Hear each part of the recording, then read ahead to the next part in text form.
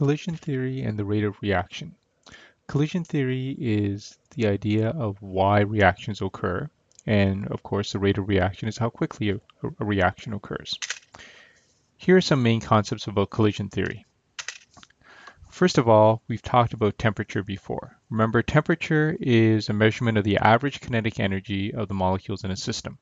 So when temperature goes up, the average kinetic energy of a system goes up. This is why when temperature increases, a rate of reaction increases, because the molecules have more energy and therefore able to react more, and more about that later.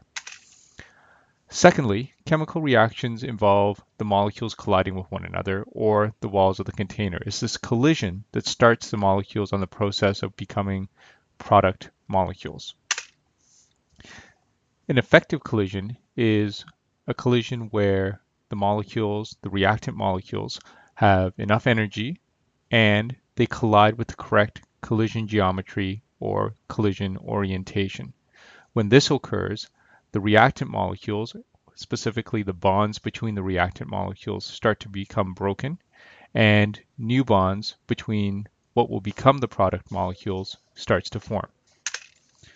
An ineffective collision just means that the particles rebound off of one another unchanged. When this occurs, they do not have enough energy and they do not have the correct collision orientation. They just go back to becoming reactant molecules. And finally, how quickly a reaction occurs depends on two things: how often those collisions occur and whether or not those collisions are effective. Okay, a simple analogy about when a reaction occurs. Think of a basketball player and the basketball hoop. If the player is able to get the basketball in the hoop, a reaction occurs. However, for him to do that, two things have to occur. Firstly, he has to be aiming correctly. If his aim is off, the ball will not get into the basket, and there will be, in our analogy, no reaction. So an ineffective collision geometry means that there will be no products formed. Secondly, if the basketball player doesn't have enough energy to get the basketball to the hoop, he ends up with an air ball. And so if there's not enough energy, then there's no reaction. The particles do not have enough kinetic energy to produce a product molecule. So how does this look like in a graph? This is an activation energy graph that you'll need to know. First of all, we start with our reactants, and you'll recognize that it kind of looks like a enthalpy graph with just one little extra section dealing with something called activation energy.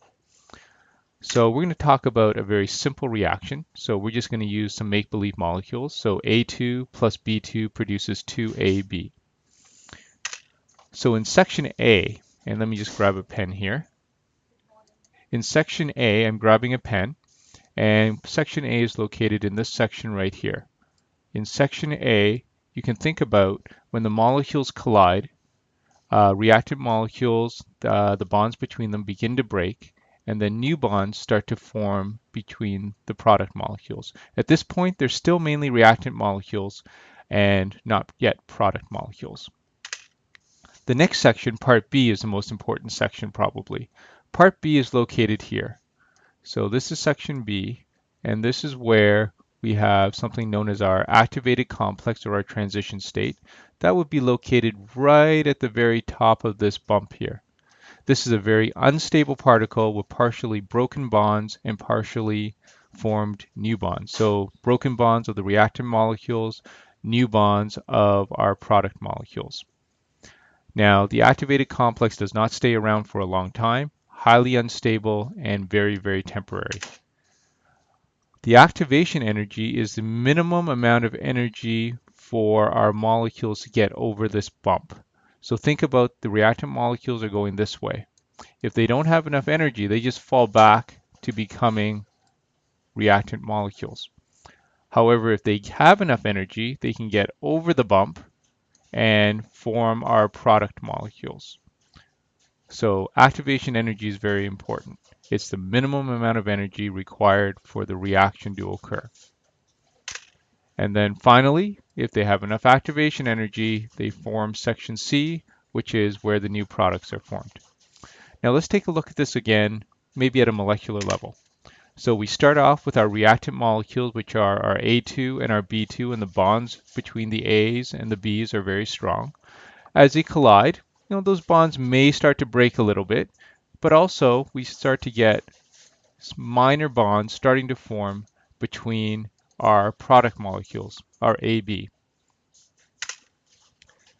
If there's sufficient activation energy, we form an activated complex. And at that point, the bonds between the A's and the bonds between the B's become more broken. The bonds between AB start to become stronger and more, I guess, defined or better formed. And right now, we have kind of our activated complex, which is a little bit of A. So we can think of it as a molecule, a single molecule that is an A2 and a B2 all combined together.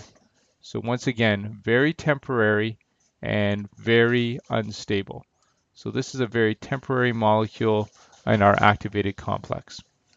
So if there's sufficient activation energy, we go on to step C. If there isn't sufficient energy, then we go back to our reactant molecules.